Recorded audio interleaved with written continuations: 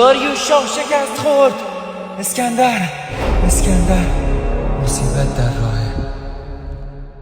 شاه باخت و فرار کرد اسکندر تو را، آری و برزن مونده تنها جلو سپاه.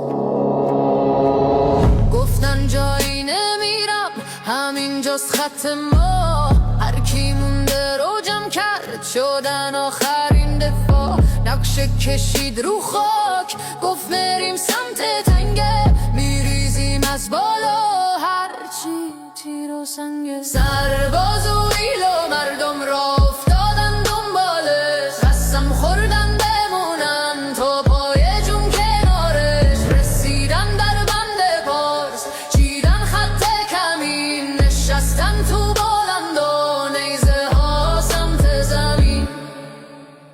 کنان زخمی بر غرور اسکندر وارد کنم که تا آخر عمر نام آریو برزن را فراموش نکند. اسکندر پا گذاشت تو تنگ پی بوی خون، آری و برزن نشسته کمین به قصد جون.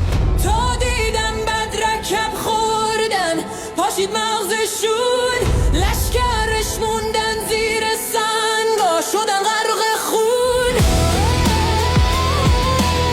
شدن جونشون رسید به لب، برگردید همه بکشید عقب. یعنی چی که هیچ راهی برای عبور از سنگ نیست؟ ولو تو آریو برزن چند هفته است که ما پشت این تنگه گیر کردیم. سرورم یه چوپانی اومده میگه یک راه مخفی برای عبور از تنگ بلده.